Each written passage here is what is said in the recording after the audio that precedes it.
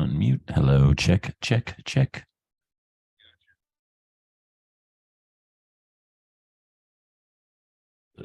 Check. Hello, hello, hello, hello. Wait.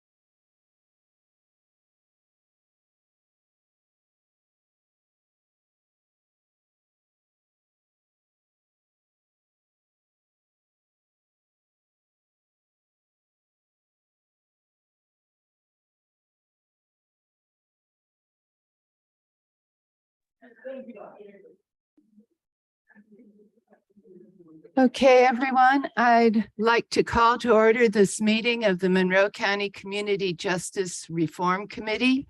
It is Monday, January 9th, 2023. And the first order of business or second order of business is calling of the roll. If you would please do that, Courtney. Commissioner Jones, Here. Commissioner Thomas, Counselor Iverson, Counselor Crossley, here. Counselor Wiltz, here. Judge Fawcett, here. Judge Stafford, here. Judge Dekoff, Judge Crothy, present. Sheriff Marte, Present. Commander Gibbons. From the prosecutor's office, Erica Oliphant, I'm sorry. I am appearing as the proxy for the prosecutor's office, April Wilson. April Wilson, That's her. Michael Hunt, Here.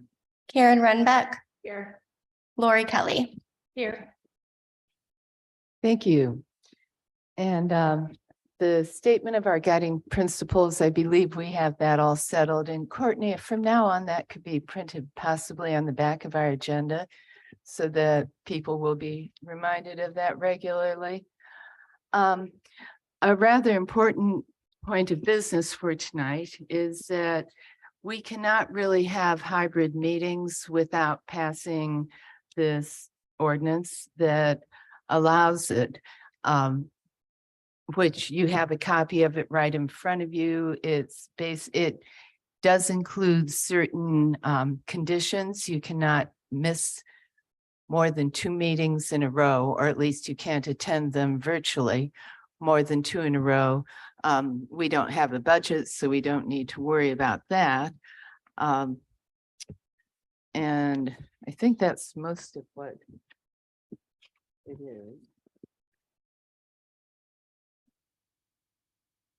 It's the standard it's the standard ordinance. For Yeah, all. this is just the standard ordinance that all committees that are having hybrid meetings are signing these. So I'm the one who signs it, but we do need to have a vote on it. If I could have a motion. So moved. Thank you. And a second? Second. Thank you. All in favor of the electronic attendance policy for public meetings, please say aye. Aye. Thank you. Motion carries. Okay. And our next order of business is a survey update from the judges, bailiffs, and I think that's all. And Judge Stafford, I believe you're taking this on. The 3 of us who are here as judges will be taking it on. I believe Judge Fawcett is going to start us off tonight. Okay, well, I just would like to point out, I took a look at what you sent out in advance, and I think we can skip the section on Fullerton Pike. We had already Okay. come to that conclusion. Great, thank you. So as Judge Stafford said, I'm Judge Fawcett. Judge Crothy is also going to help present. I want to thank Judge Stafford for collating all of the data. We sent it out to the entire judicial system, all of the judges, all of the court reporters, everybody in court services, the bailiffs, and everyone within the probation department. Once we got all of the responses back, they were not edited in any way, shape, or form. We didn't correct for typos. Clearly, we didn't change any of the content.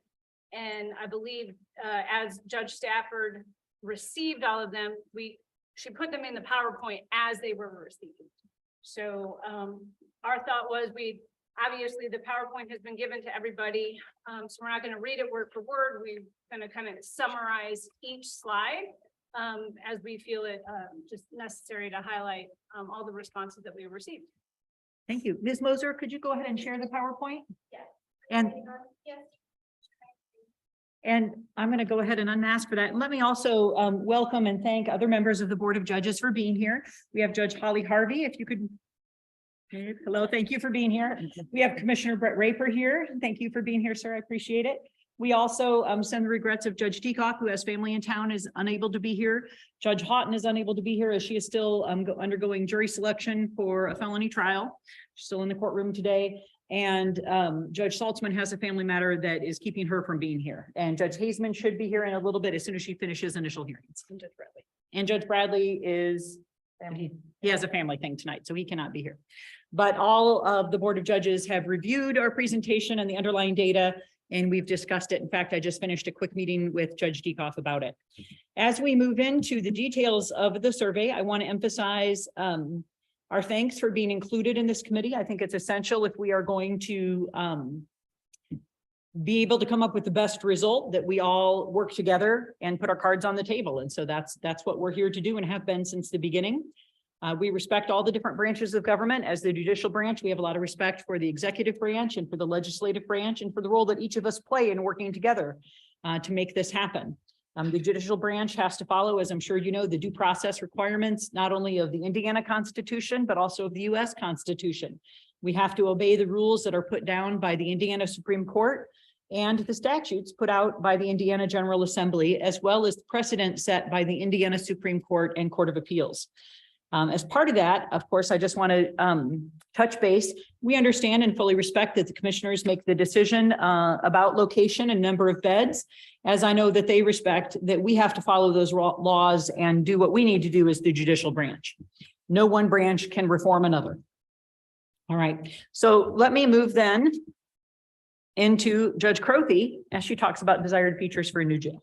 Okay, and this is just a little, I can't read the bottom parts, but it's looks like the higher bars on there are substance use, medical treatment, and mental health, which were, I think maybe from my looking at that was the three highest responses on that. And that is absolutely, right? The blue is absolutely, Yeah. yes. Blue is absolutely, sorry, can't see. The recommended total bed capacity, 65 out of 82 people responded to this. 23 didn't respond. I don't know if I can't assume, but maybe that's because they didn't really know. Not everyone's familiar with how many beds we might need. But the average was 393 beds and the median was 350 beds. Then we asked a question about can we get the next slide? There you go. One more. Yep. There you go. Nope. Yep.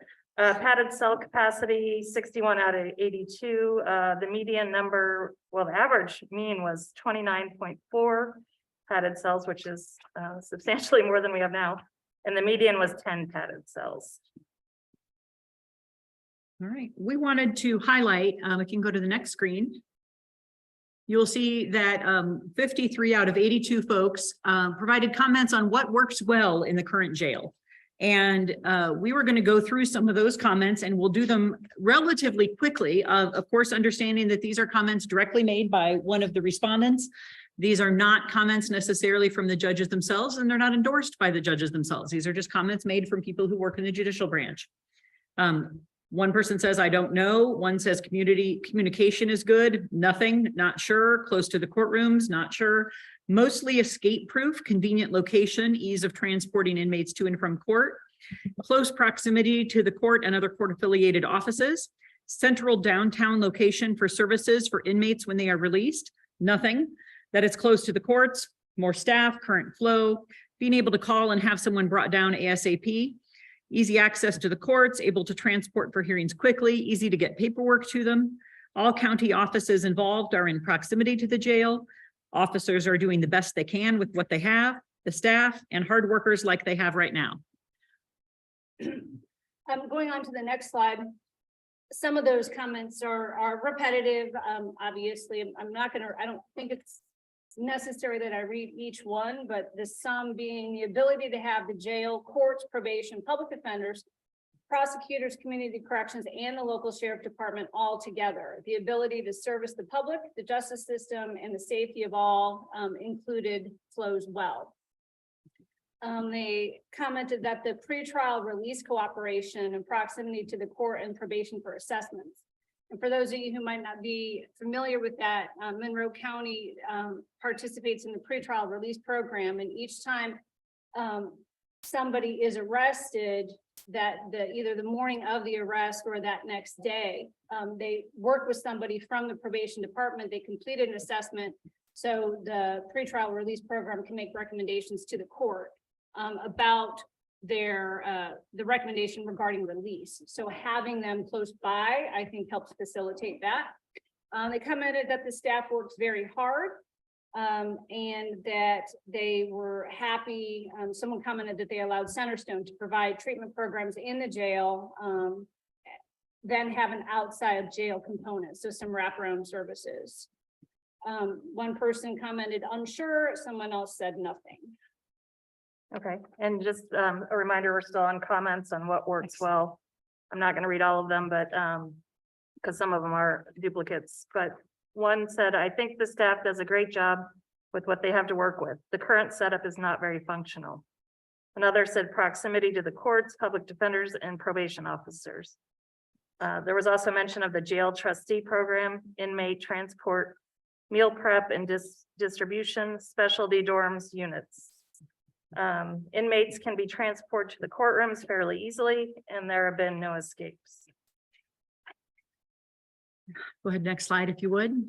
We also asked the question, what concerns do you have about the jail? And 66 out of the 82 people provided comments there. Lack of outdoor space, especially for long-term stays, lack of vocational rehabilitative education and services, poor nutritional services for long-term stays, age of the facility and danger to staff, lawsuit waiting to happen. I think the lawsuit already happened, but yes.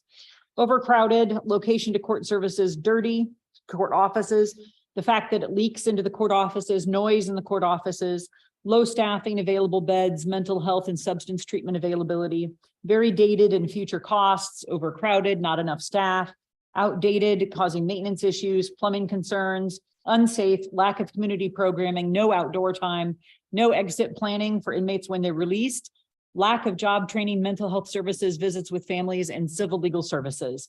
Employees leaving and not properly trained and treated poorly, too much outside distance brought in. Going on to the next slide that summarizes or encapsulates the responses about the concerns for the jail. Again, overcrowding and understaffed, short staff, not enough correctional officers. It's run down and just not functioning. The jail is poorly designed. It's in constant need of repairs. The ventilation is horrible. The lack of room is a great concern.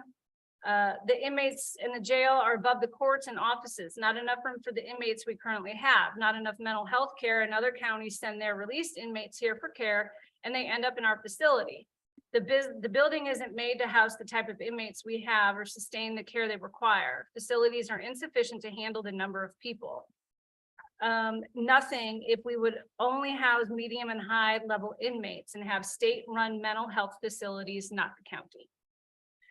People commented on the next slide that the jail itself is too small, no sufficient room for programming, safety concerns for the inmates themselves.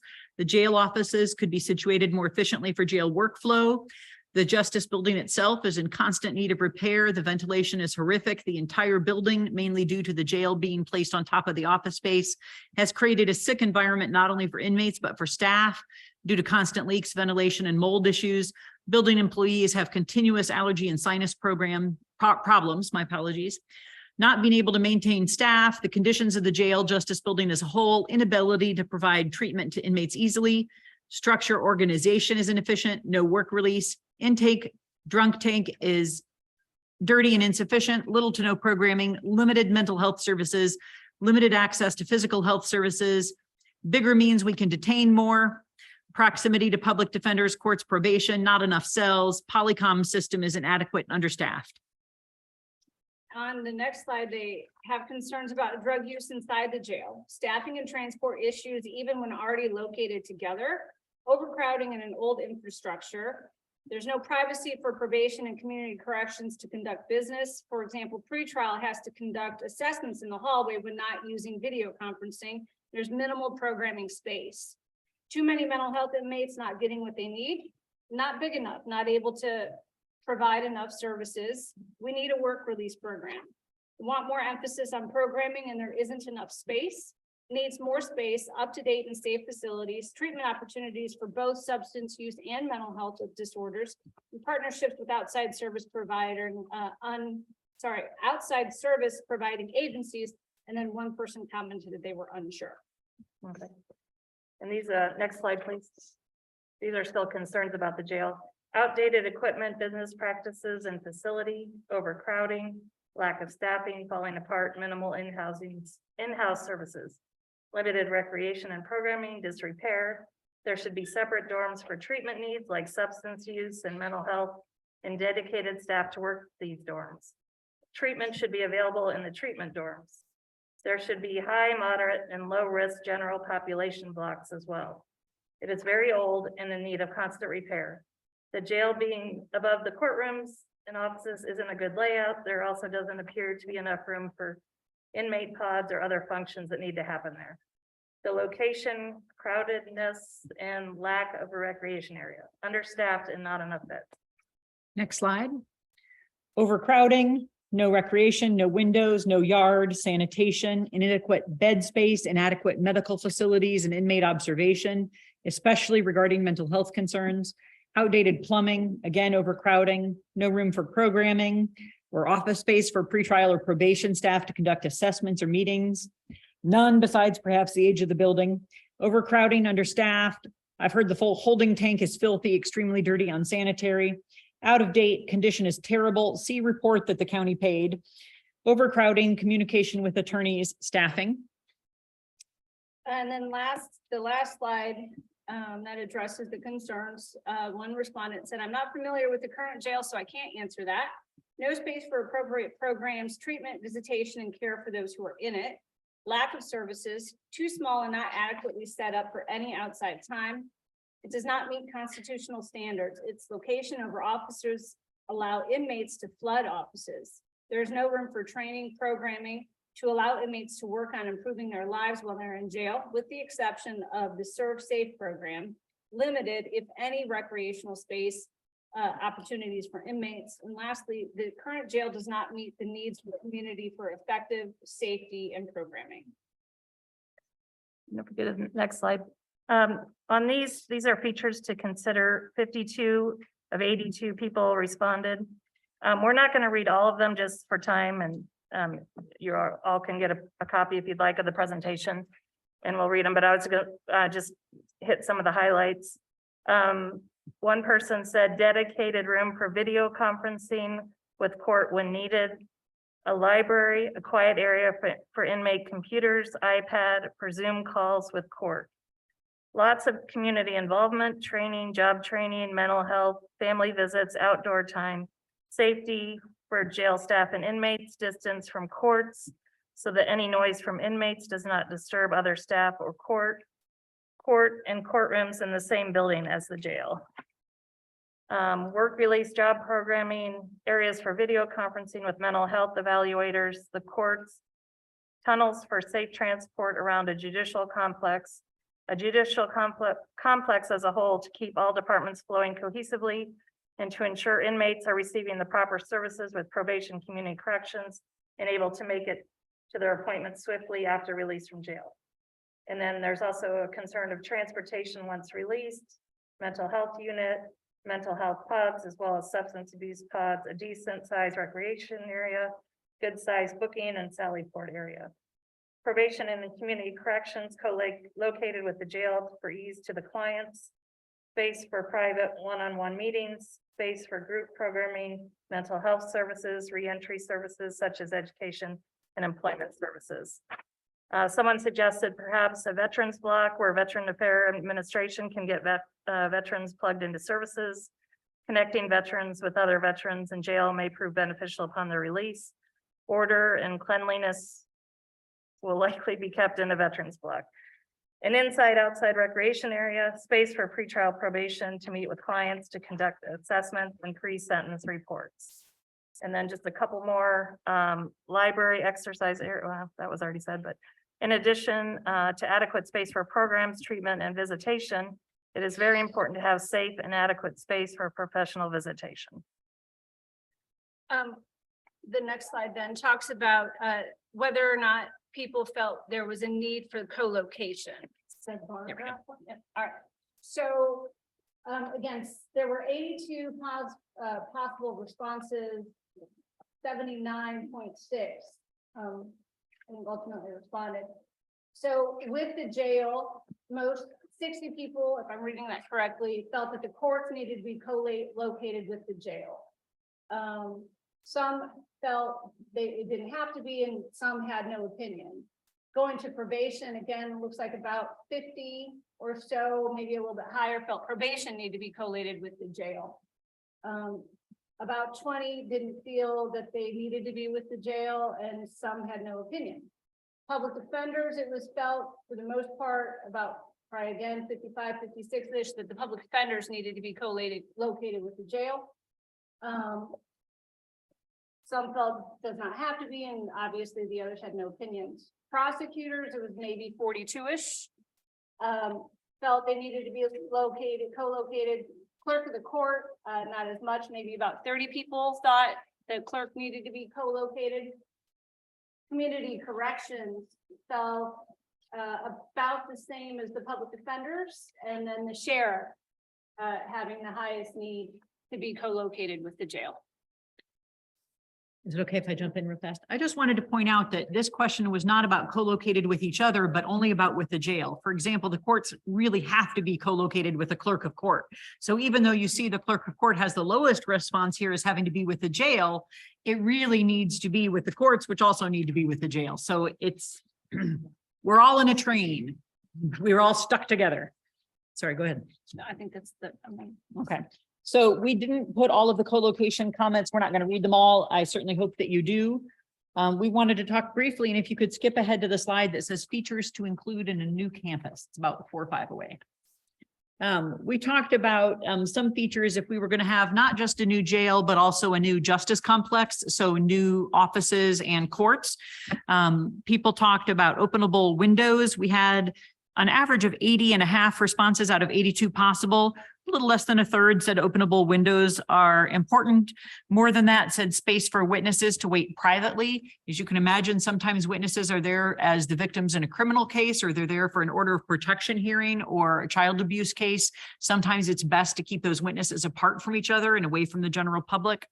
Secure hallways are really critical. That was the overwhelming majority answer there that we really have to have. And if you've ever been in the back halls of the Justice Building, you know that there's a public hallway that you can get to the courtrooms from. There's a jury hallway that will lead from the courtrooms to the jury rooms. And then there's a secure hallway for judges and court staff. And so it's kind of a 3-layer system. We need to have sufficient offices for staff that cannot be seen into from the outside. Speaking as someone who for the last 4 years had an office that was really easy to shoot into from the parking garage, it was very scary on a daily basis to be there and to be that exposed. And I put up curtains and plants in the way so that you couldn't see where I was in the office. I've gotten, I think, 3 death threats since becoming a judge. This is something I take very seriously.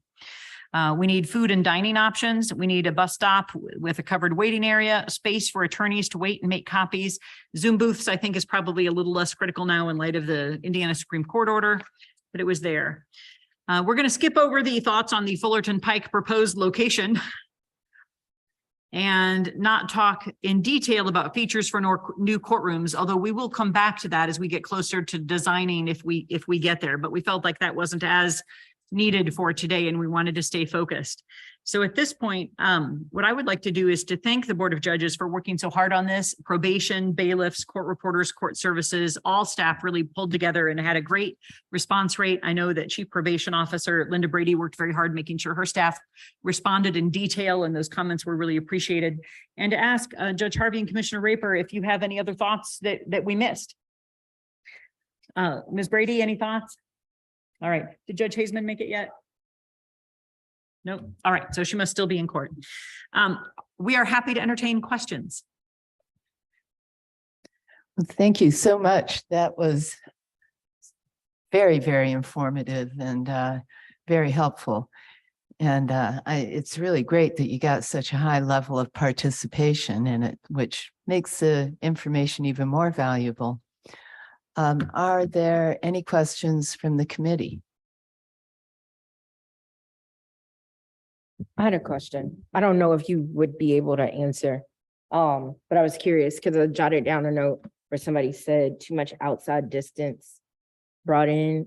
Would you all have any idea what that means? I did not. I Okay. had the same question Okay, and I just didn't know. okay, Some of it we could figure out what they meant, but I had no idea. I apologize. okay, no worries. Listen. I don't know. Any other questions? Well, this will be on our website. And if you could please get the raw data to the I already- commissioners. Okay, I believe I Great. sent that out to the whole committee last Friday, and that was the raw data. both the raw data and the Okay, presentation. great. Thank you very much. And if there is nothing further on this topic, Sheriff Marte, I believe that that surveys are still being worked on for law enforcement and people involved in the jail, which didn't quite get finished in the interim between you and the previous sheriff. So this is our second week and I have Yes. the first time hearing of this. So bear with me with that, on that particular survey. We'll look into it when we get back to the office. Okay, But I'm not aware of that. I don't think my staff No. is aware of that. either. I don't think you would have been. Yeah, so. So that's totally understandable. yes. We actually did send out some possible questions for the survey and we can send those to you again. But you should also feel free to add any questions that you think would be important with your more detailed knowledge of what the situation is. So wonderful. Thank you very much. Just a quick question, because that's a little alarming to hear. So in the transition, nobody mentioned it. Okay.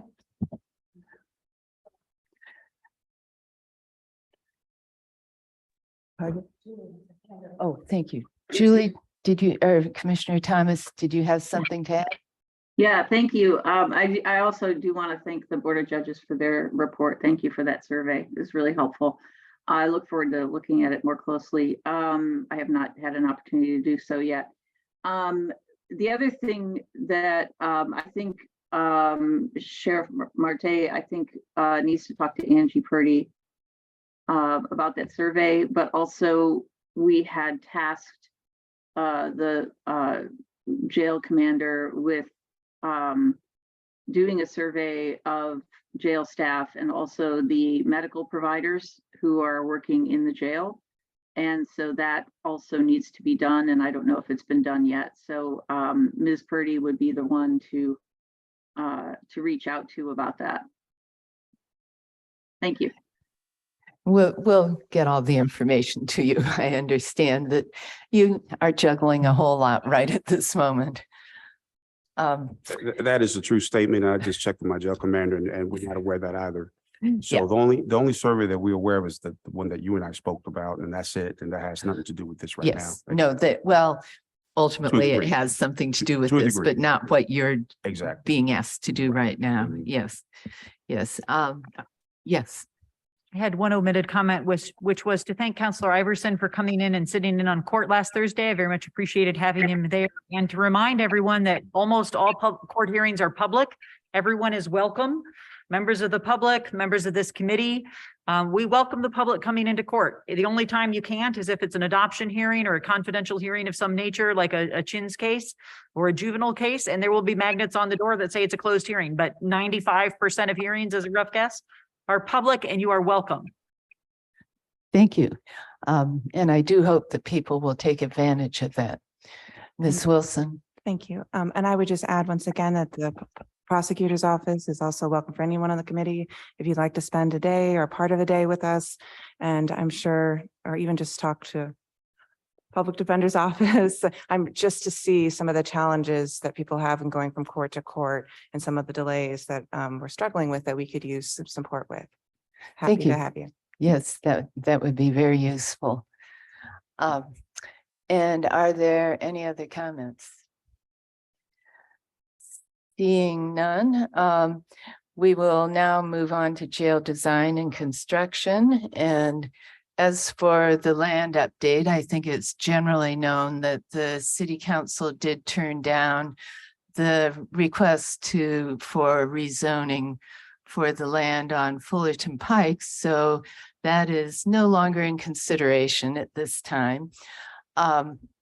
Because when we first considered using that property, we had searched very carefully within the city limits for property that would be available, that would be suitable. And that was really the only property that we were able to find. So at this point, we are moving our search out into the county, and there's really not a whole lot to be said to that until we've actually found a place and are ready to discuss it. Yes, Commissioner Jones, just two follow-up questions. I know previously I had mentioned the property behind Catalent, which is, I think, greater than 80 acres. I know not all that's buildable. I think it's more buildable than what you were looking at in Fullerton Pike. Previously, you had shared that an ordinance was entered saying that Catalent you weren't going to build on it for 2 years. But there's also been recent layoffs at Catalent, which would probably impact whether or not they're going to expand. I was wondering, one, if you're reconsidering that Catalent land, especially since it's much closer to downtown and important services for individuals who might be the most vulnerable.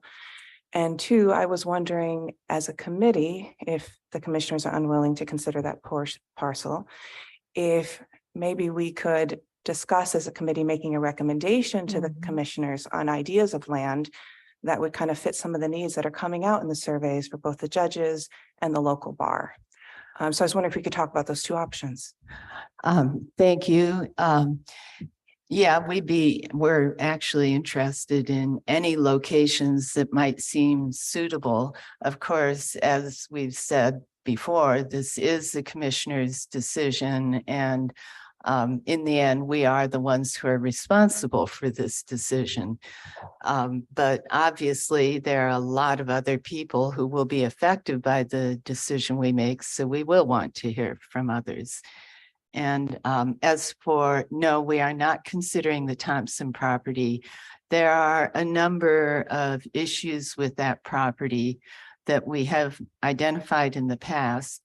There is the agreement to not do anything with it for 2 years. Then it's become a very residential area. Also, access to it is very difficult. We have not been able to determine a good method of accessing it for the kinds of needs that a jail would have. And there was one other point that is escaping me right now. But we have a number of reasons well, actually, we have other plans for that property. Also, in the modern world now, jails are mostly discovering that they really cannot locate downtown. They may have originally located in a situation like that, but there are multiple reasons why that's no longer possible. And there are also multiple solutions for the problems that come up with it not being located downtown. And we have been spending some time looking into those solutions and thinking about just how this problem would be handled.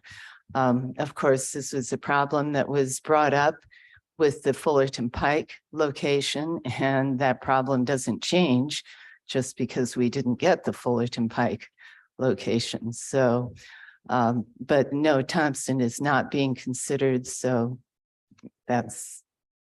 Judge Stafford. I apologize. And I speak now not as a representative of the Board of Judges, but only for my own self as a member of the community of longstanding and a member of the committee.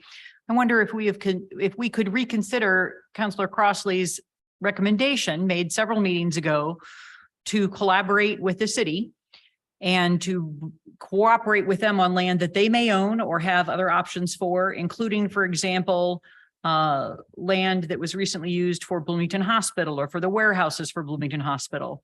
Walking down the Beeline, there's an entire multi-block area that is almost now vacant that is right next to Centerstone. Talk about an ideal location for a jail. I recognize that that decision is up to the commissioners. I fully respect that. But as a member of this committee, we're here to provide input, and I am providing that input. I'll leave it there to be discussed. Well, thank you very much. I will point out that I believe the city has some rather extensive plans for that area and for the hospital. All I'm Another suggesting is that we prob- talk to them. Another problem that we have with that is that the city does not have any location that is zoned for a jail. It's a conditional use anywhere in the city. And which means that there would be multiple processes to go through to attempt to use any site in the city. And we believe this is something that really needs to be acted on quickly. And we believe that we can do it much more quickly by working through the county. And I just have a follow-up, unless you'd like to go next. Yeah, if I. Oh, absolutely. Yeah, okay, so lots of thoughts. So again, the name of the game and the name of this committee is Community Justice Response Committee. I've said this for my year that I've sat here on council. I've said this and sitting here in this committee is that we truly have to have community input, and that involves both Monroe County, which also encompasses the city of Bloomington. As I look out in the audience, I've seen folks from city that are here, whether it's city administration, city council, or just general members of city. And I do not think, and I will continue to beat the old drum for as long as I can continue to have breath in this little body, we have got to make sure that we are having community input. If, again, our guiding principles talks about transparency, it almost feels like sometimes this committee can be gatekeeping those out as well. And so I think that this committee could be used in a way in which we can really truly sit down and have the discussion. We're already doing it. We've been doing it for a while. Let us continue to have input and continue to have community involvement that does involve the city. We already know BPD uses or books folks in the jail more than ever. So why not have folks that are already doing the job, the experts that are already here to be a part of this? I understand there's a no, but I still continue to push back and will continue to say yes. I think we need to do that. And I understand that although, again, there are lots of things that we can discuss in terms of, properties and whatever the case is, but I do think that is the job and the responsibility of this committee is to talk about things and not go backwards and decide on facility and then come down and talk to this committee. And furthermore, I would like to say, and this is the last thing that I'll say before I mute myself, is the fact that although commissioners have a say in building as the financial body of the county council also has a responsibility in that. And we also have a say in funding this property. So we cannot do anything alone without community involvement. And I would caution us to the wind if we do not continue and we act in the manner of just us versus them. This is we, this is community, and this is how this committee should act. In response, I'll just say that we have absolutely no intention of not accepting community input. We have got a considerable amount of input from the city as we went through the process there. We heard quite a bit about how they feel about jail should be built and various things like that. We absolutely, and when it comes to that time, would of course involve all of law enforcement. That is clearly something that has to happen. We we do not see ourselves as being quite at that point yet. So as we get into the actual design phases, then we will be reaching out to many, many more people in the community, to the people who offer services, along with all of law enforcement, and many people in the community who have been involved in concerns about the jail for a long time. No one's voice will be cut out, but things will happen in their own course of time. Commissioner Thomas. Yeah, thanks. Just to piggyback off of that, I think everybody's making some good points. I just want to reiterate that we all have lanes, right? We all have our responsibilities here. Council, commissioners, the criminal justice side, we all have our lanes, and we all have aspects of this that need to be addressed in terms of reform. And I don't think the criminal justice side would want us, for example, on the Board of Commissioners, to tell them how to manage their courtrooms. They have their rules, they have their precedent, they have that's up to them. And so I think we all have our lanes. I think we should all be providing input on everybody's parts in the process, but I don't think we could ever expect anyone to hand over their responsibility to the community, which is a very broad term. Community input is great, but who actually makes the decision? And so I think we just have to recognize that we have lanes, right? And that there are points where things are going to become much more community focused, and points where we have to move forward and work our magic based on our own responsibilities. I will say that the whole point of, for example, to say, well, don't leave the city out. Well, of course not. And this law enforcement survey that I believe has gone out, but I'm not sure it has. But that law enforcement survey is going to all law enforcement agencies that ever put any, have any contact at all with the jail. And that includes, of course, BPD, and they're going to have a louder voice because there are more officers from BPD than there are from Ellisville, for example. So they're automatically going to have a larger voice in giving us that input on that process. And then when we get to the point where we're trying to design the footprint of the entire area or the building and all of these other points, yes, we need input. We need to know,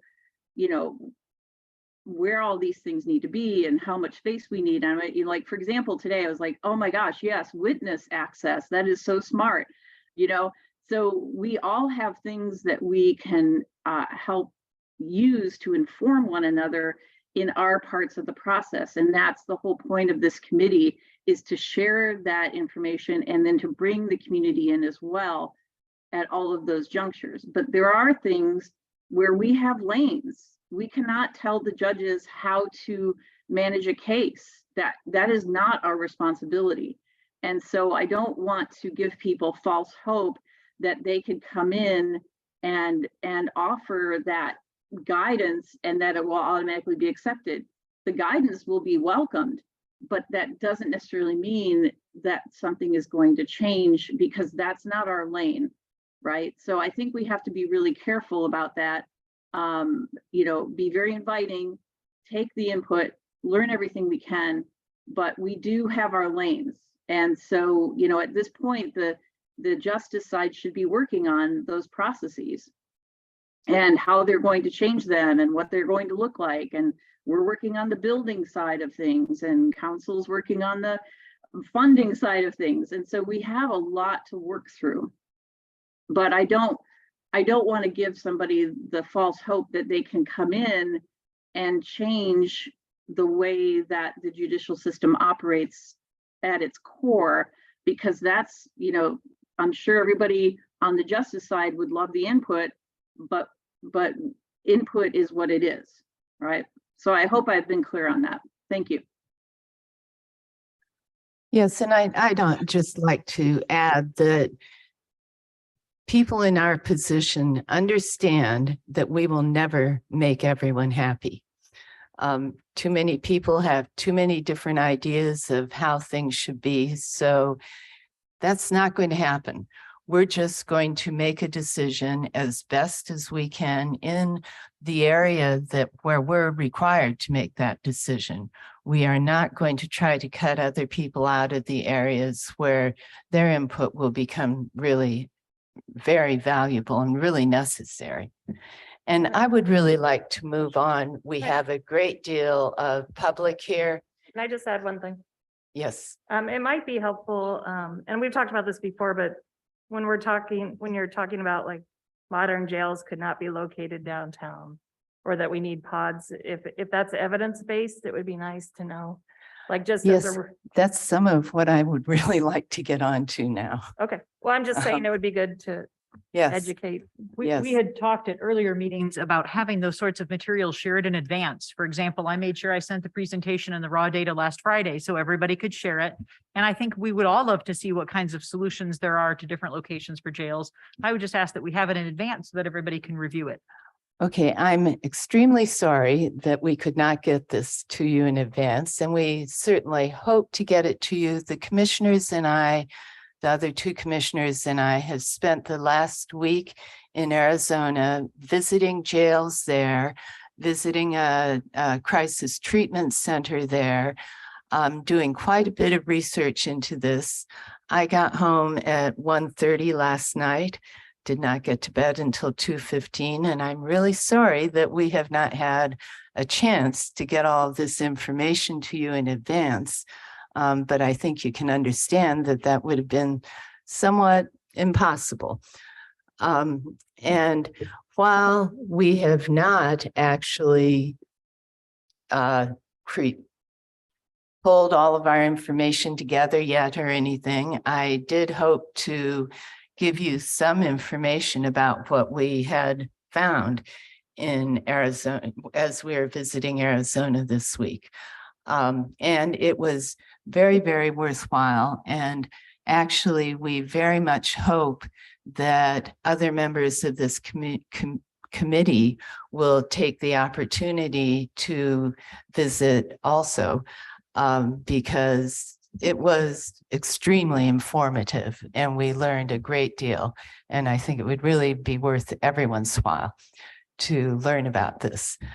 I would like to just say, I'm gonna say it, that it would be nice, like, yeah, I think we would like to have that opportunity if the opportunity is given to us. And again, going off of our guiding principle, there were we had no idea that this was happening. Well, And I appreciate you, like, I do appreciate you all going so you can report back. That's fine. But again, I also just want to respect my lane and make sure, you know, we're doing what we need to do. But I think we also need to make sure that we are given an opportunity to this committee, because time and time again, we hear things that have happened after they have happened. And again, the job of the committee is to do these things. At least that's what I think. But moral of the story is it would be nice to know and have these opportunities if possible. So I'll mute. Well, this trip was rather unexpected for us. It came up quite quickly and was arranged through people who we had met when we went to the mental health symposium. The period of time when we could go was very specific because of the jobs that the commissioners have, and we aren't necessarily able to just drop everything and go at any time. And each of you does have, I believe, your own travel budget. And if you judges do not, well, then it would probably be something that we should consider with the council. But certainly, and if necessary, the commissioners can look at a way to make this happen, but we very highly recommend that others get to go ahead and visit these places also. I don't think that Jennifer's comment was that we should all go. And I don't think it would be fiscally responsible for us to pay for trips to Arizona for everyone on the committee. It's just, I think, the idea behind this committee as an advisory committee to a decision-making body is a difficult position. I understand that you're asking us to provide information to you. And I think there are people, I'll speak for myself, I don't feel very empowered to provide that information in the setting and the structure of this committee.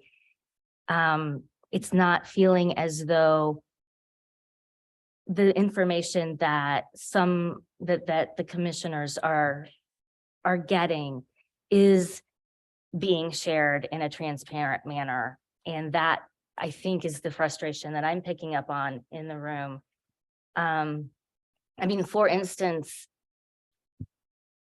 Peter and I were on a call where the Arizona example was discussed. I was only on the call because I found out about it from Peter and he let me in.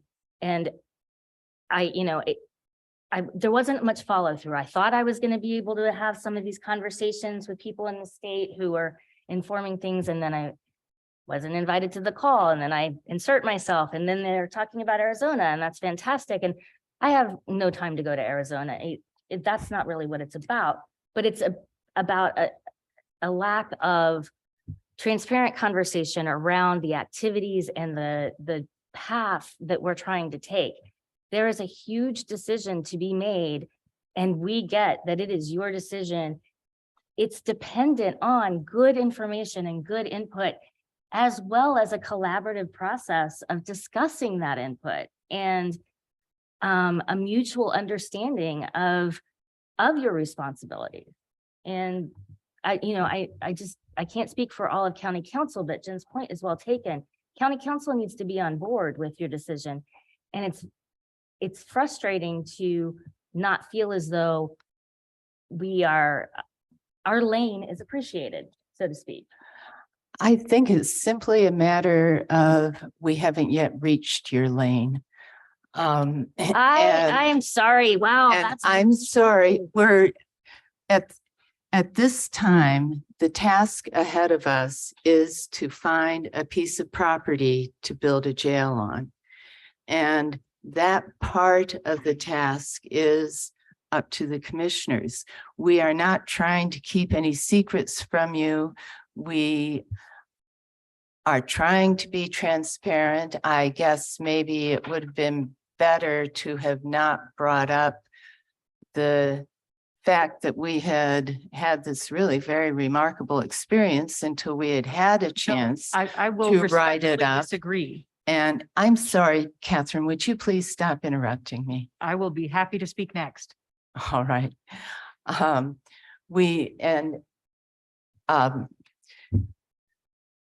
As I think we are feeling a great deal of frustration ourselves because we have been meeting for quite some time and don't actually seem to have made much progress at all. We see the situation at the jail as being really very dire, and we're trying to move ahead with it as quickly as we possibly can. We are not trying to cut out anyone's ideas or opinions. There is an email address that comes to this committee that is working, and we welcome anyone's comments on that. We like to have public comment in these meetings. They are supposed to end at 6 o'clock, and frequently the meeting lasts so long that there's very little time for public comment, which we actually believe is important. So And all I can say is I'm truly sorry if anyone feels that they're being cut out. That is not our intention. Our intention is more to bring people in at the times when their particular input and skills are needed. And I'm just sorry that you happen to feel this way. As Commissioner Thomas said, ultimately, this is our responsibility. Ultimately, we are the people who will be sued if we don't take action on this. The courts will not be sued. I believe probably the sheriff will also be sued. Unfortunately, since he's only just taken office and is not actually responsible for the situation at the jail. But I think that it should be recognized that this is not a situation that we want to delay for as well. We do want to move ahead as quickly as we can. So I would like to briefly respond, which is I would agree with Counselor Wiltz that I don't think anyone objects to the commissioners taking a trip last minute or not. I would have liked to have known about the trip so that if I had questions that you could have posed to the people there during the trip, we could have all gotten the benefit of those answers. I may or may not have, but I didn't have the chance. Neither did any of the other judges, neither did anyone on county council. As far as I know, anyone from the prosecutor's office or public defender's office or health department or sheriff's office. I think we all would just like to know what's happening, at least as it's happening, rather than finding out about it on the agenda after the fact. We all work a lot. I was grading all weekend. I was working on orders all weekend. We all work. We all have things that we need to do. I think that there is a disconnect here between saying that you want input and then getting mad when you get that input. And I think that the leaders of this committee need to make up their mind. I'm sorry. I do not believe that anyone has got angry. I think that we have been trying to respond in a thoughtful, open way. As I said, the trip to Arizona was organized over Christmas vacation. After the last CJRC meeting, there wasn't really much of an opportunity for us to ask for anyone's input. And I'm terribly sorry about that. And I'm sorry that we couldn't have included you more. It was a situation that didn't allow for that. And I think that at this point, I think all we'd be asking for is an email. You said there's this email Yes. list. Like, it'd be great if you just emailed and said, hey, we're going to Maricopa County. That's it. That's all. I don't have time to go to Arizona either. I mean, okay, you know, well, that's it. Just I'm to give us a sorry. heads up. That's we all. can do that Thank in you. I don't know if we'll ever be going anywhere else in the future, but if we should, I think we can do that. As I say, it was a very last minute thing to come up and came together very quickly. And in actual fact, one of the places we visited only came together after we got there. And at any rate, it was a very worthwhile trip. Many of the things that were mentioned in the judge's survey were things that we witnessed when we were there. Many of the problems that have been brought up are problems that we saw how other people had dealt with there. I understand that maybe all of you are not interested in going. There would be great value in that and probably could be arranged because for those of you who might wish to, because we do see it as being valuable and important. And I apologize once again that the circumstances were such that we were not able to be as transparent as we would have wanted to be. April. Thank you, Commissioner Jones. I recognize that we're having really difficult conversations about difficult subjects. And that one of the points that I hear you making is that or at least Commissioner Thomas, is the feeling that we all have individual responsibilities. And I recognize that. I recognize that the commissioners ultimately are going to make a really difficult decision. You're going to have to decide if there's going to be a jail, if there's going to be remediation. I respect and understand that. I also respect that the county council has a very difficult decision and that they're going to have to assess that information that you've provided to them and trying to make the best decision possible that is comprehensive and well-informed. And so what I hear is, in order to make this very difficult decision that you each have responsibility for, there's the hope to be as well-informed and inclusive as possible. And lastly, just to acknowledge, we all have responsibility at the table, because we're going to talk about treatment, but at the end of the day, those of us that work in the system are going to have to assess those options and see if they're appropriate mechanisms for what we need. So we all have responsibilities, and we take that very seriously, because we're going to go to work tomorrow, as I've said before, and we know the names of the people in the jail. We've read their cases. We know they have families in the community. They are members of our community and human beings that are living in conditions in that jail. So we take our responsibility very seriously. And we're in no way trying to say, I understand you have yours. I think the hope is, though, if we keep coming to this committee and drawing lines and saying we're unwilling to work collaboratively, I think the fear is that we won't all make informed decisions. Because I think if we talk about some of the issues that we're struggling with in the justice system, I'm happy to hear your input on it, because maybe you have a different approach that I haven't seen. And maybe that's how we get real reform. So the real question is, how are we going to move forward? Because it is very difficult if we provide input and the response is that maybe we didn't understand the question, or that maybe we didn't see how it could be fixed. It would be really helpful to us if instead it was trying to understand where each of us are coming from. I think that might produce more productive conversations. And just one last thing. I recognize the county council and working through zoning and the public comment has been a lot of information, but I think it gives us an opportunity to reset as a community justice reform committee. And now I think that we have identified very concrete items that we can explore in a comprehensive and inclusive way. And that we can then give you information so that you can make your very difficult decision. And that's all that I think many of us are hoping to do for each other. And so that's one of the reasons I think to bring up inclusion of the city on this committee, specifically a city councilor. I only recommend that because it seemed one of the challenging issues that you're really struggling with is, where do you find a parcel of land that fits your needs? And it seems like the city council might have additional information about zoning and creative solutions that we may not all have that information. So I recognize that it's difficult, but I also want to acknowledge what I hear you saying, but what my hope is for the committee so that it can actually be better. And we don't keep having these meetings without feeling like there's progress. I understand all of that. I would like to kind of review the history of everything a little bit here. This is a committee that was formed in response to the 2 studies that we had done.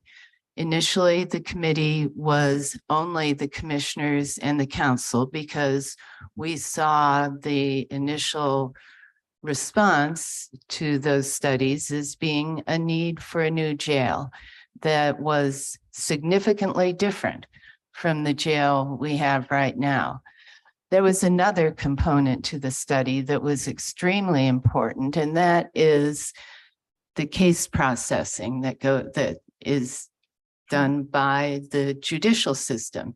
The commissioners have nothing at all to do with that case processing. We would not dream of attempting to tell you how to handle your case processing. We do know that that is a problem within our system. And a lot of why we chose to include the judicial side was to try to work hand in hand and get that case processing portion of things moving along with the building of the jail, because these are things that are going to affect exactly how much space the jail needs. So really, we we are looking for input. We are happy to receive any kind of input. But we're just trying to get this moving because we are very concerned about the situation in our jail. Sheriff Marte? Make a correction. Angie just texted me and I was sent a survey question back in November 15th of last year. I don't recall responding to this, so I do have to apologize and say that I did say no one informed me. I'm thinking of transition team at the jail, but Angie did send me an actual email back then for the question that you proposed earlier for me. Does that make sense, what I said? No, I'm sorry. I Okay, don't so quite I'm understand. changing what topic entirely on you. The first question to me was asked, did you get a survey as far as questions for law enforcement? Which, And I said I did not, but actually I did back in November 15th. Angie sent it to me, Angie Pretty. Oh. But in my mind, I'm thinking of something else entirely. So, but I have to apologize. I just want to make sure the record is clear. I don't I think did receive- there's any apology necessary. I think that was expecting a bit much of you. Okay. All right. I want to just say that I think everyone on this committee fully understands it's the commissioners who pick the location and decide the number of beds, that it's the council who decides the funding, and it's the judges who decide the people who go there. I also want to make sure that we talk about a group of people that we don't often talk about on this committee, and those are the people who are victims of violent crime and victims of other nonviolent crime. We have things that happen such as a 24-hour hold when there's a domestic violence call. I handle order of protection cases, and those are critical holds because if people are not held in the jail for that 24-hour period of time, it gives no time to the victim to go and get an order of protection, find safe housing, get important things out of the home, handle child-related issues. There are victims of rape and murder and other serious crimes who deserve to be safe. And community safety does require that some people be in jail. That's a voice that we don't talk about as much that I think we need to mention. So I just wanted to make sure I brought it up. Thank you. If I can, I'm sorry, I'm just gonna reclaim some time Please here. do. Yep. So what has come up in this conversation is the fact that we all have a lane. We got a judicial lane, an executive lane, a legislative lane. We all got lanes, whether it's a bike lane, fee lane, we all got a lane. But that same thing is we all have a lane on the same road, and we all have a road, and it's the path, and the path is criminal justice reform. That is, so whether we're away over here or we're over here on whatever lane, we all still funnel down into the same dang on thing. And what that means is while we all know that we have positions and we all play our parts well, at least I think we do, we need to make sure that we are still being active community listeners, builders, and team building. Just because I'm on the county council and I understand that I have the funding responsibility of a project doesn't necessarily mean I just only have that tunnel vision and I don't want to hear the experts of public defenders or judges or heck, one of the biggest things that we haven't even brought about is we've not heard from inmates and their families. How the heck do we think we're going to proceed forward in any of this if we are not hearing from the people that will ultimately possibly go into a building that will set people up for generations to either succeed or fail? I I'm have a sorry. huge, and I'm going to reclaim my time for just one second more. And I just feel like we have to make sure that this is what we're doing.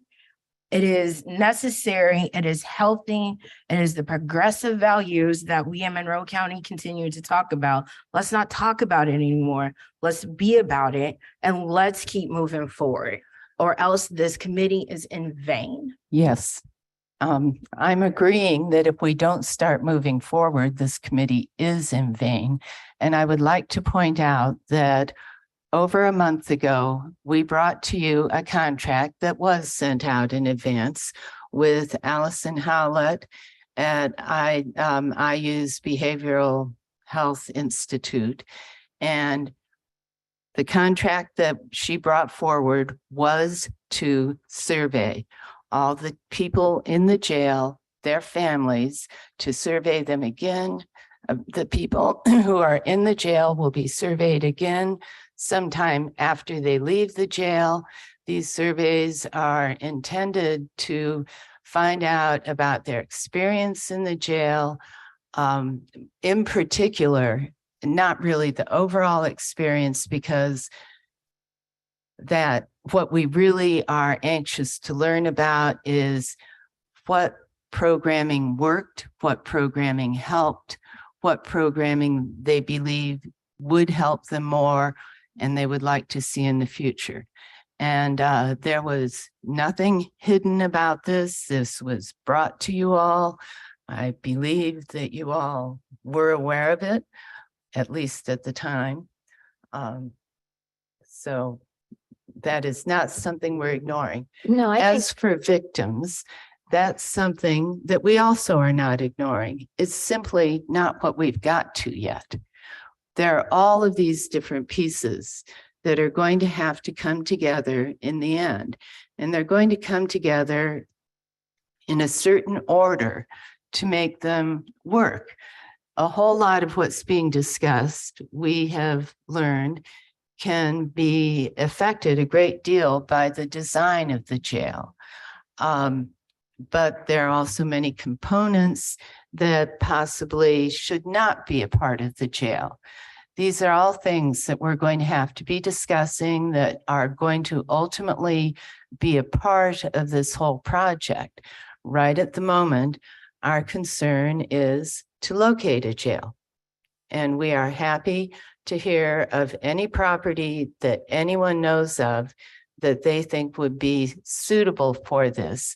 I think that one of the things that we do want to keep in mind is that ultimately we do want a justice campus where things are co-located, as it seems there was a great deal of interest in co-locating. This has been a part of what we were looking at right from the very beginning and has continued to be. We realized partway through that we're going to have to bond to be able to do any of this.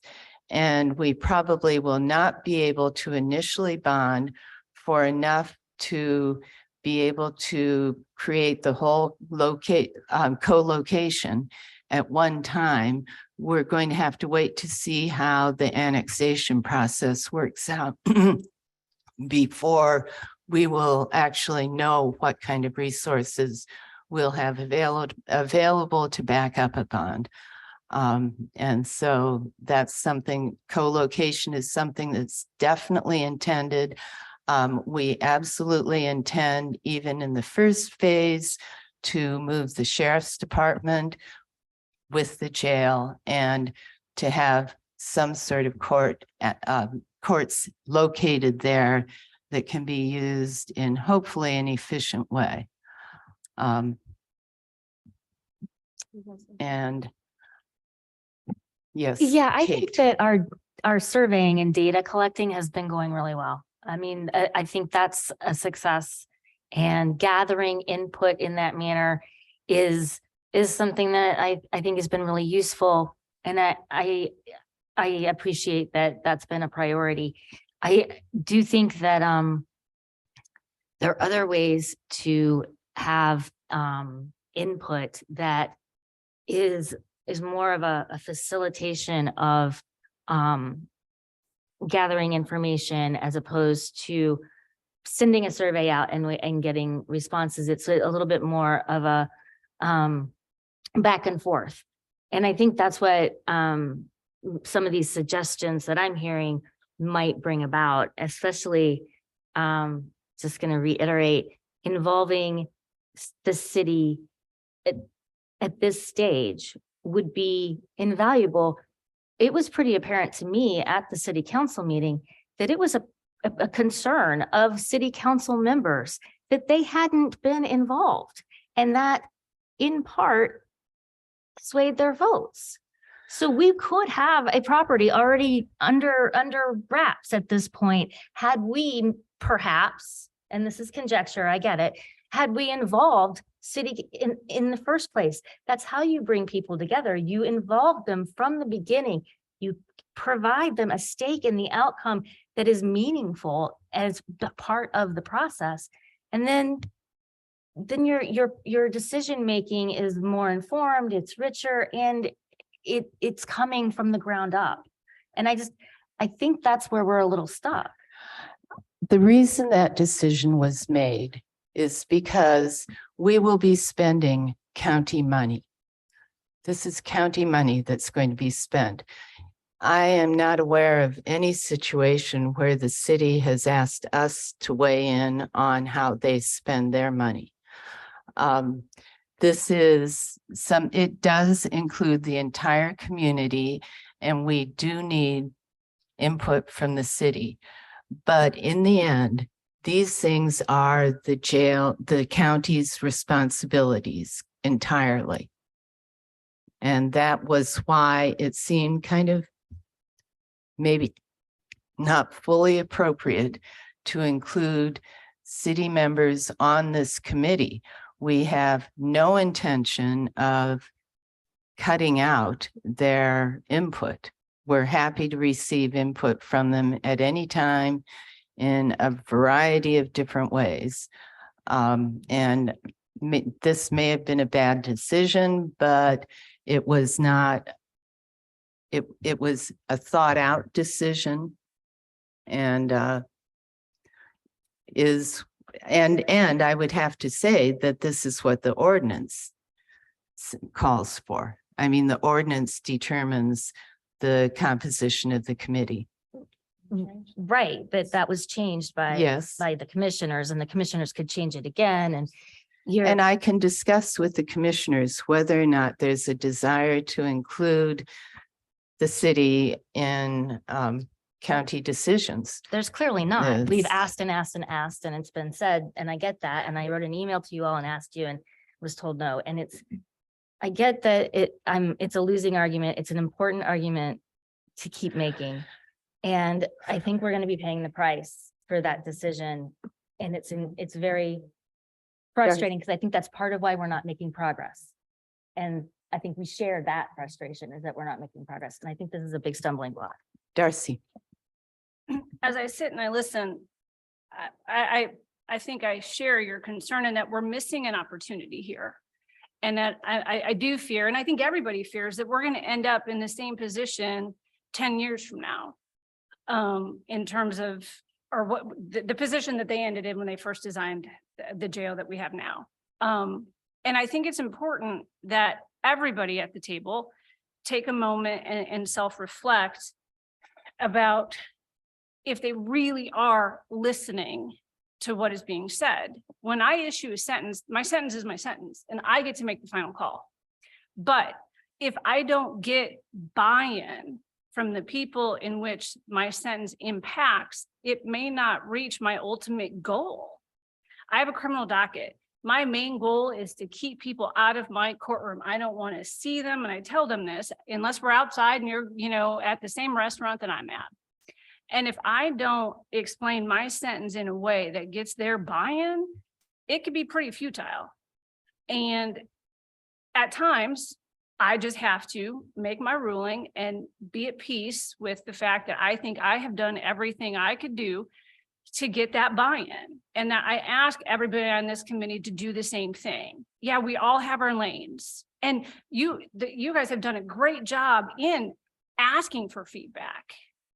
And I want everybody to take a minute and say, okay, so I'm getting the feedback, but am I hearing it?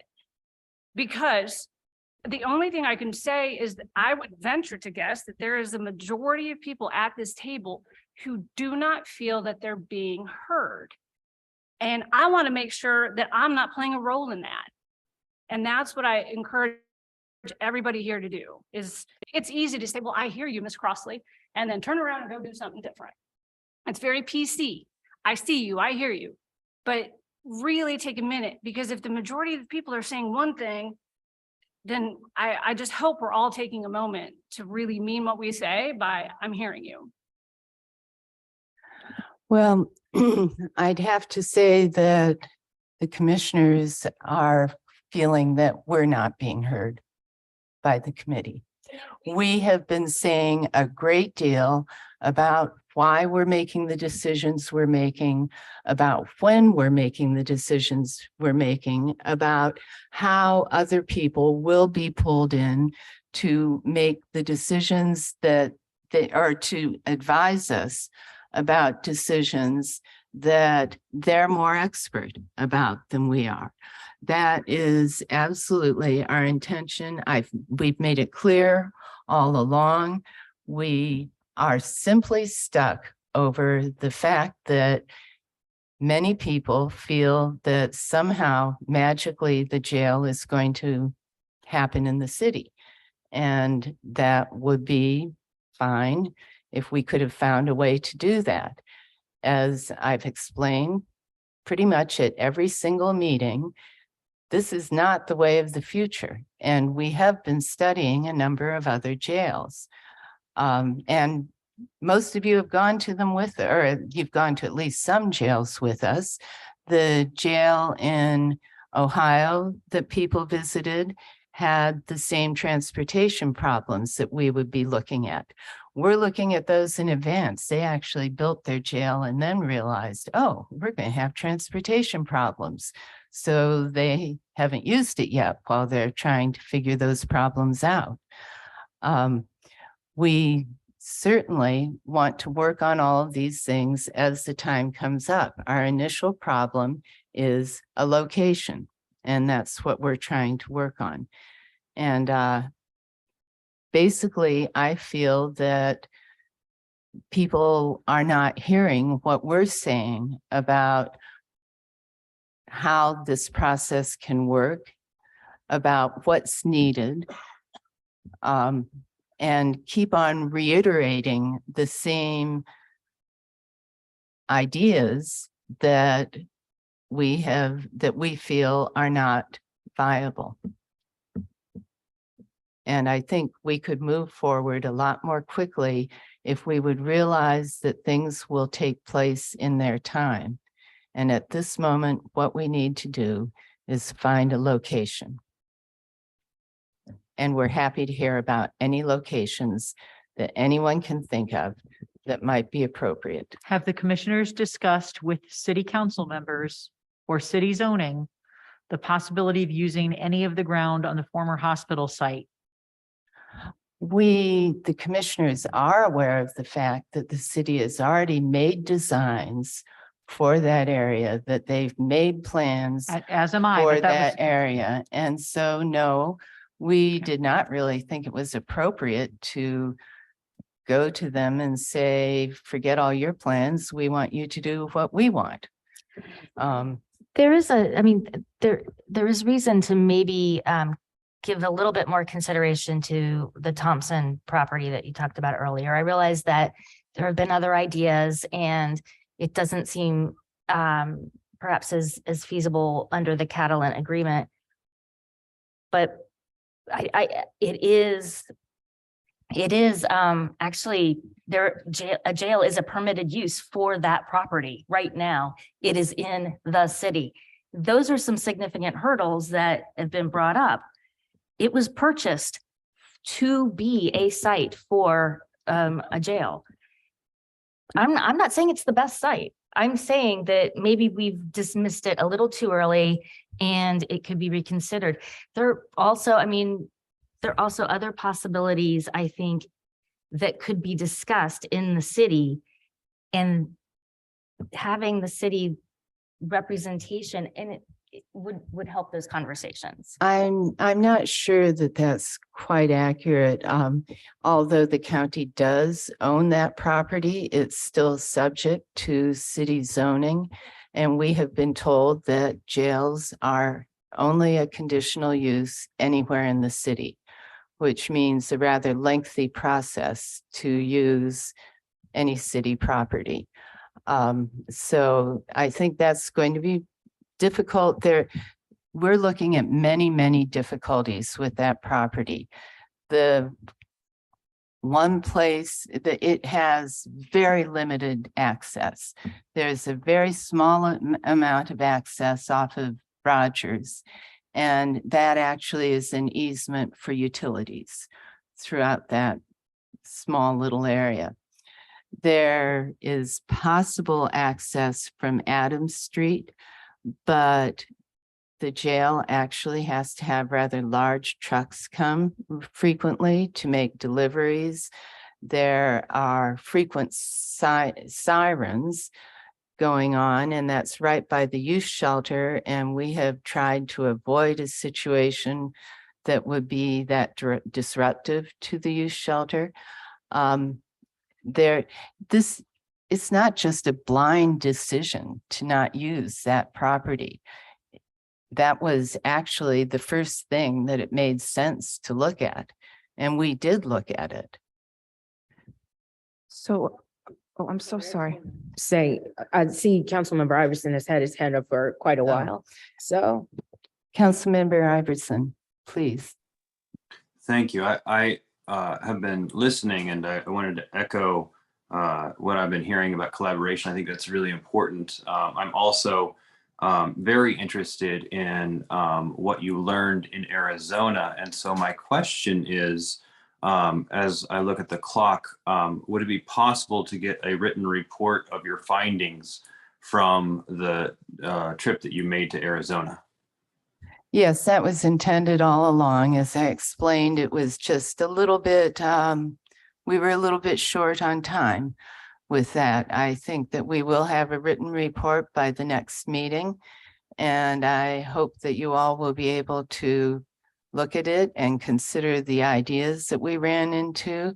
And even if there's not any interest on the part of, I think in particular, law enforcement in visiting and checking these out, I think that, well, one thing that we are hoping to do is arrange a Zoom meeting with one of the entities that we visited with, actually the Crisis Recovery Center that's in Tucson, which is quite innovative and very interesting, and we believe would be a very good model for us to consider. We will be writing up all of this and letting you know as much as we can about it. And now, unfortunately, we are pretty much at the end of our meeting. We did not leave any time for public comment. I think we should I will motion that we make sure that we have public comment. Folks have come out. We've taken a lot of discussion time. I appreciate that, but I will say I make a motion to make sure that we allow at least 20 minutes of public comment. Okay. All right. Let's see, there's a chair right here and a microphone.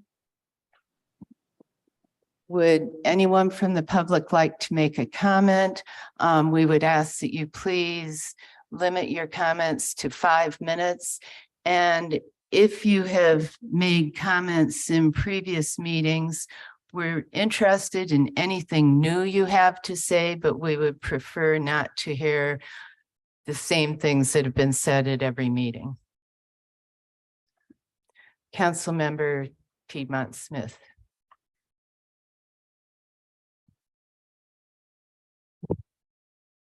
Thank you for extending the meeting for public comment. And I do apologize, I arrived late. I thought it started at 5. So I just have a few comments. I appreciate all the mentions of involving the city. We in city government, I think I can speak for the majority, if not everybody. We're very concerned about community justice reform. And we would like to help in any way we can with this county run process. I was quite concerned about the analogy by Commissioner Thomas about us all being in separate lanes. How can we ever come together and work collaboratively if we all stay in our separate lanes? I do not understand that. And it seems like it's only the commissioners who have the roadmap for these lanes. Could you please share with the public what the roadmap is, when you envision getting input from whom. As for the location, please keep in mind that any location should be served by public transit, and currently public transit is only allowed within city limits. As you know, the city council has expressed an interest to expand transit at least out to Ivy Tech, and we would certainly be interested in expanding transit to a future jail location, but that is currently under the city council's control. So involving us in this decision would be very important in that respect. And really greater communication with the city could avoid problems in the future, because we do want to work with you. We do have expertise. And I know Commissioner Jones just laughed when she said that we No. want to work with you. Well, I'm We do. sorry. We do. The decision about the Fullerton Pike rezone, and I can only speak for myself, but it was not sort of a spiteful decision. You didn't put us on the committee, therefore we're going to vote against that location. There were other reasons for that. But just reflecting on what has occurred in the last 7 months, I think some problems could have been avoided if the city had been more involved. So I am hopeful that we can be part of the conversation, and not only through emailing the committee, but through active engagement. Thank you. Thank you. Anyone else? I know that recently was developed with Mont Smith and then heard the Bloomington County Council. Oh, yes, I'm so sorry. I always ask people at our meetings to say their name and I forgot, so I apologize.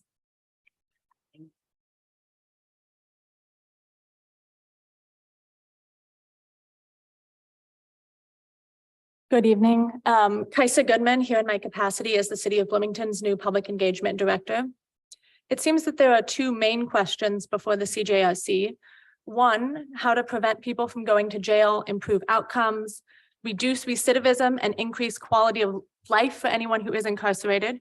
And then two, what capital improvements are most feasible and beneficial to improve conditions for those in custody. Our jail is a stain on our community, immoral and illegal. And even if we decided today on the best path forward for an improved facility, it would take several years to complete. Which begs the question, what about the people currently in the jail and those who will be in the jail for the next few years? Why are we talking about increased services and support systems in future tense instead of present? Community justice reform is greatly a public health issue, and we should be prioritizing the immediate implementation of greater services and prevention and diversion efforts, including significant immediate local investments in greater mental health and substance use services, as well as job placement supports. As my City Council colleagues mentioned on December 21st, we believe truly bringing the city to the table on community justice reform will improve both the process and the outcomes. While the justice system and public health are the direct responsibility of the county, the city is also logistically and practically involved. For example, Bloomington Police Department officers are the top user group of the jail. The city has considerable experience with large-scale capital projects, and the majority of county residents are also residents of the city. It's also critical that we receive input and expert testimony on the feasibility and beneficiality of the many options discussed from experts on public health, mental health, social services, architecture and engineering, and more. Fundamentally, our justice system is a reflection of our collective values and priorities, and justice reform will be more effective with greater collaboration and communication. While our city and county governments collaborate extensively and effectively in many ways every day, we sometimes see issues differently, and that's okay. Nevertheless, I implore this committee to prioritize effective and compassionate community justice reform over all else. It's not too late to revamp the dialogue and who is involved. We have a moral imperative to raise the level of justice in our community, and we need to be working with the people, the organizations, and the governmental entities who are committed to this work. This is a matter of life and death, and we need to treat it as such, working together towards real reform. Thank you so much for your time, and I look forward to working with you all in this new capacity. Thank you. Anyone else?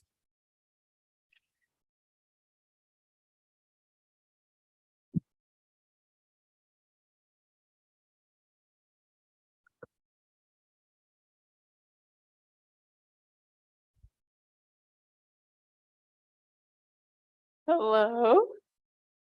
My name is Sydney. I'm a member of Care Not Cages. And I would just like to briefly comment about all the lanes that we're talking about.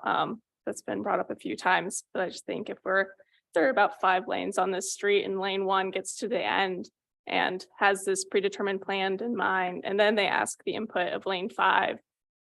You're going to end up with this jail that's in Ohio that doesn't have transportation availability because we didn't ask lane 5 about the transportation access after it was too late.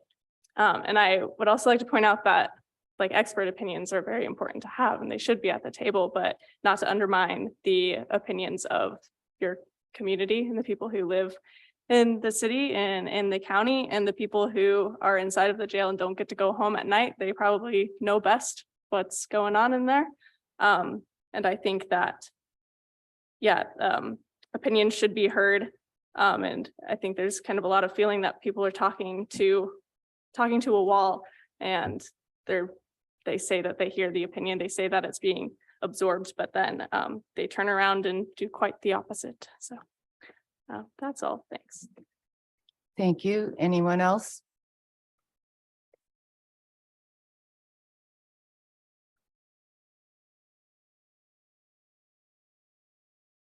Hello, I'd like to thank you all for giving me the opportunity to speak. I'm here in my personal capacity. My name is Haley Powell, but I'm also a student at the Indiana University Maurer School of Law.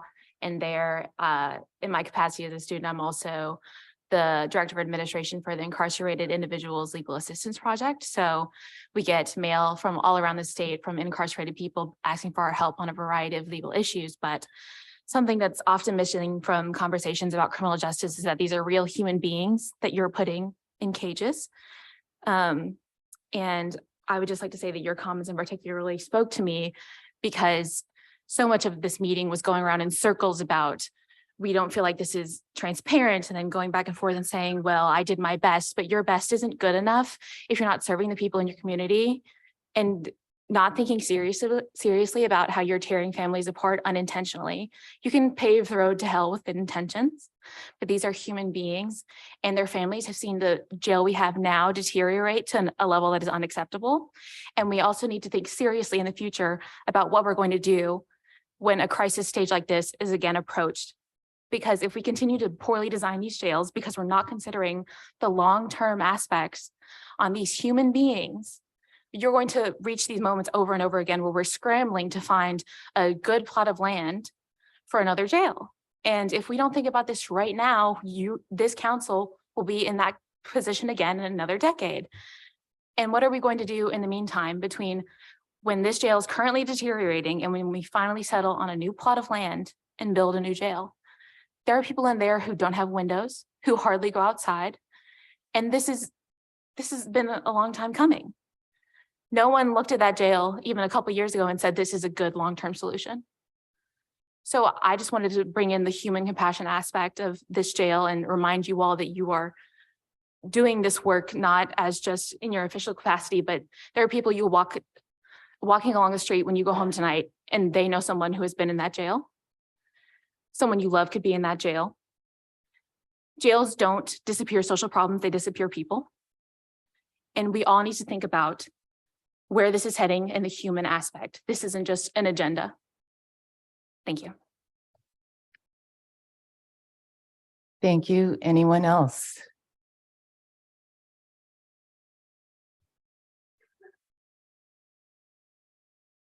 Hi, my name is Misty James. I don't really have anything like very, I don't know how to say it, but I work at New Leaf New Life and we were talking about location and like the most important thing for me is like I've slept in that jail. I've spent Christmas in there. I've spent my birthday in there. I have spent day after day after day in that jail. So as far as expertise information about what goes on in there, I think I got that down pat. And I had a client the other day that like really took me back. It was a county jail. He was released in the middle of the night and walked to the county he was from. And he had the worst case of frostbite I have ever seen, to the point that we had to do a medical intervention and take him to the hospital before I could even do any type of treatment with him. So like, it's super, like, location for me is like super important, because safety and being released, I know I've been released. I'm sorry, but if you have court late in the day, you're released sometimes, 10 o'clock or later at night. And it's super like scary. It may be, the difference between making it and not making it is being released. What do? It's 10 o'clock at night. You go to do the same thing you've always done. You go to what you know. I have a lot of respect for Judge Fawcett and the chances that she gave me. And I think that like other people have said, these are our community members. They're our friends. They are people that have a chance. I went to treatment and now I'm clean almost 4 years. I have a driver's license. I'm a productive member of society. I live in Little House in Clear Creek, just chilling, and I think, we can make differences for these folks, and they are folks. They're not like numbers. They're not 369 beds. My friends are in there. Our community members, people who can change their life like I have. So but safety for me is super important. And I just want to share the story with you about what might happen if we have something that's too far out in the county. And because court happens late in the day, people are released at night. And a lot of times we don't have community or family members or whatever that we can reach out to. And people get frostbite to the point that they have to be hospitalized. Thank you. Thank you. Is there anyone else?